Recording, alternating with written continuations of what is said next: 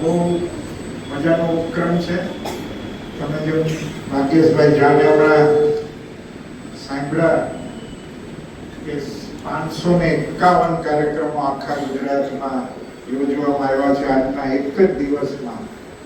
એટલે આ પણ બહુ મોટી ઉપલબ્ધિ છે કે ગુજરાતી ભાષાને આપણે મહત્વ સમજીએ અને એનો અમલ પણ કરીએ, ખાલી વાતો નહીં. મારી દીકરી નામે જીયા બધું ભેગું થઈ જાય છે. આપણે કયું ન હોય તો આ માતૃભાષાની તાકાત છે. અને આર્યન ત્યારે ફોનમાં કંઈક જોઈ રહ્યો છે અને જીયા છે ને એ ગુજરાતી કવિતાની ચોપડીમાં છે. એટલે આ બે દ્રશ્યો તમે નજર સામે રાખજો. પછી આર્યન છે કંટાળે છે અને જીયાને એમ કહે છે, જોવે છે કે આ તો કવિતાની ગુજરાતી કવિતાની ચોપડી વાંચે કે જીયા તું હજી પણ આ ગુજરાતી વાંચે છે? It's so boring. અને લેખો ઇટ્સ સો બોરિંગ. અંગ્રેજીમાં કેટલું સરસ સાહિત્ય છે, તું આ જૂના પુરાણા સ્ટોરીઓની પાછળ કેમ પડી છે?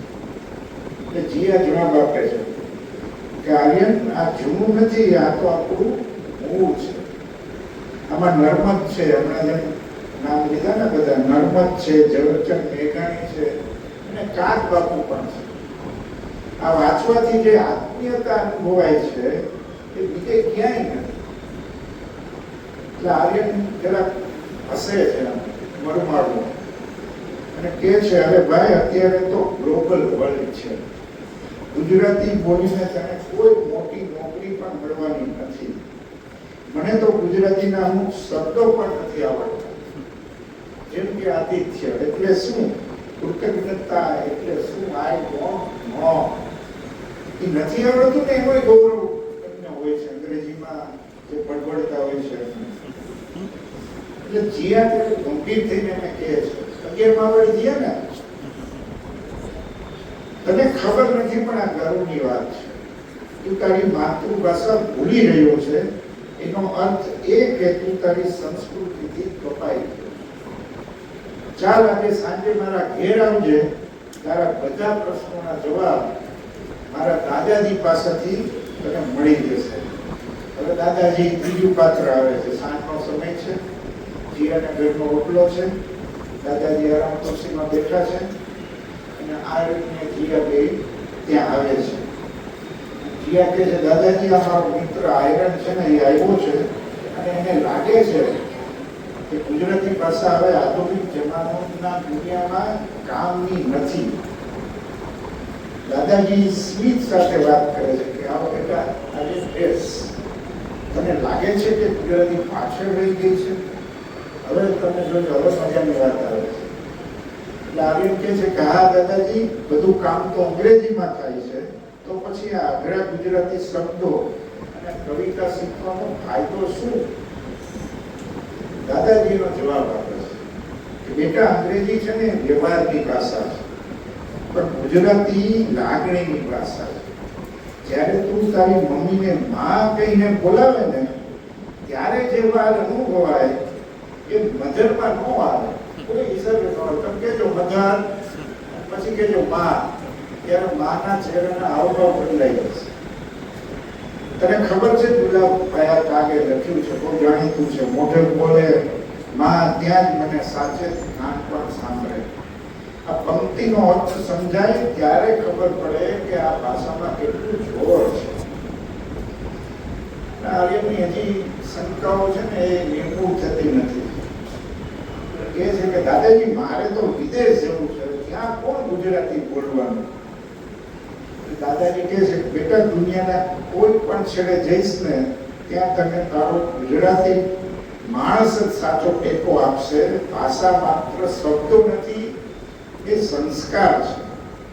જો તું તારી માતૃભાષા ગુમાવીશ તો તારી મૌલિકતા પણ ગુમાવી દઈશ. વિચાર હંમેશા માતૃભાષામાં જ આવે છે, અનુવાદ અંગ્રેજીમાં થાય છે. તમે કોઈ પણ વસ્તુ વિચારો તો પેલા ગુજરાતીમાં વિચાર આવે, ગુજરાતીમાં આવે, પછી તમારું મગજ હોય ને એને અંગ્રેજીમાં ટ્રાન્સલેટ કરે. આ બહુ સેકન્ડોનો મામલો હોય છે, પણ પ્રક્રિયા જ હોય છે. પછી આગળ વિચારમાં પડી જાય છે આ તો તમારી સાથે થોડું એના ગળે ઉતરે છે. આજે હું ઘરે જઈને મમ્મી સાથે ગુજરાતીમાં જ વાત કરીશ. અને જીયા, કાલે મને પેલી કાગવાણીની ચોપડી વાંચવા આપજો, જે ગઈકાલે વાંચતી હતી.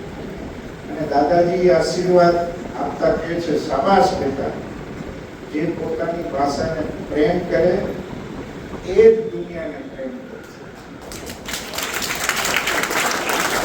આવી વાત છે. તમારી પ્રધાનમંત્રીને કોઈ પૂછ્યું કે તમે તમારા દેશના બાળકોને વિજ્ઞાન અને ટેકનોલોજી અંગ્રેજીમાં કેમ નથી ભણાવતા?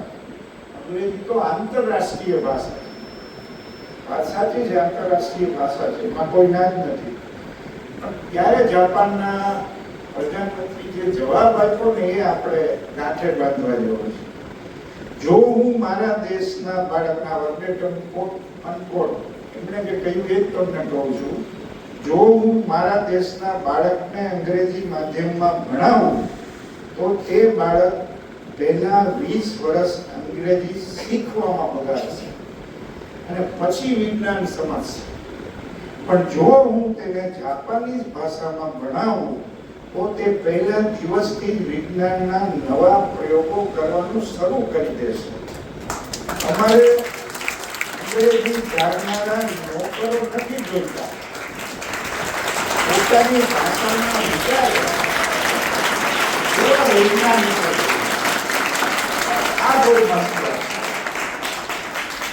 આવો જ એક સ્વામી વિવેકાનંદનો કિસ્સો છે. વિવેકાનંદ જ્યારે અમેરિકા જાય છે, આપણે એમના પ્રવચનની જે વાત છે બધું બહુ જાણીતું છે.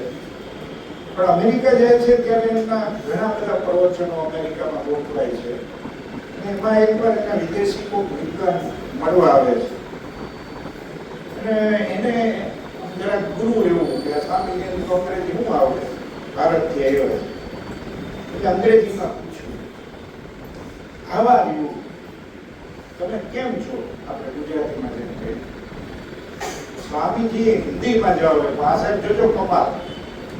પેલો વિદ્વાન છે અંગ્રેજીમાં પૂછે છે હાવ આર યુ, તો સ્વામીજી હિન્દીમાં જવાબ આપો કે મેં કુશલ, હું મજા. પેલા મહેમાનને થયું કે સ્વામીજીને અંગ્રેજી તો આવડતું જ નથી, એટલે પછી એને થોડું હિન્દી આવડતું હતું એટલે એને હિન્દીમાં પૂછ્યું, આપ કેસે?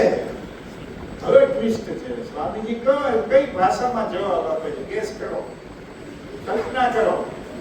અહીંયા ટ્વિસ્ટ છે. ત્યારે સ્વામીજી અંગ્રેજીમાં જવાબ આપે છે, આઈ એમ ફાઇન, થેન્ક યુ. પેલા મહેમાનને નવાઈ લાગે છે કે એને પૂછ્યું કે આવું કેમ? ત્યારે વિવેકાનંદ જે જવાબ આપે છે બહુ મજાનો છે. એમ કે છે, જ્યારે તમે તમારી માતૃભાષાને સન્માન આપીને પ્રશ્ન પૂછ્યો ત્યારે મેં મારી માતૃભાષાને સન્માન આપીને જવાબ આપ્યો. ત્યારે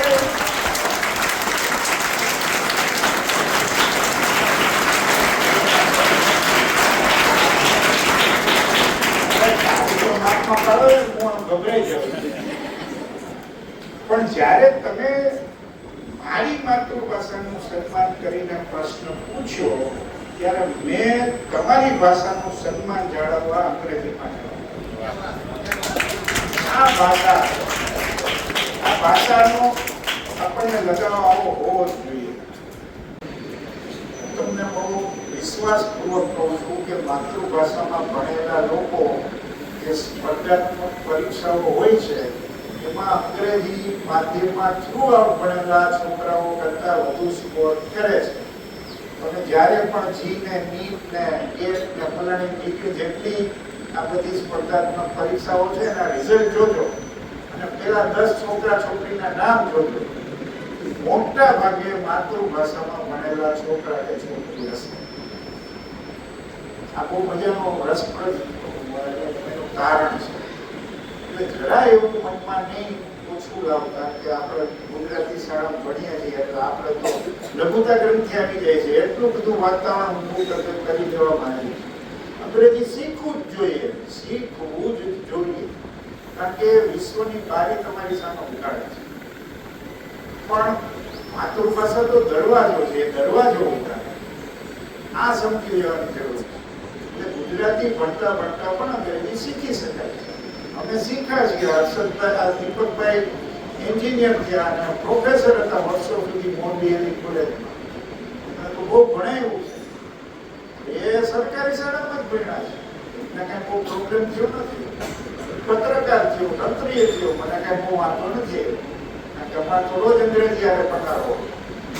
આ ભરતભાઈ દુબે ક્યાં બેઠા છે, પણ એ દુનિયાભર આખા ભારતમાં કાર્યક્રમ આપે છે 4-4, 5-5 કલાક સુધી. તો એને કાંઈ તકલીફ પડતી નથી.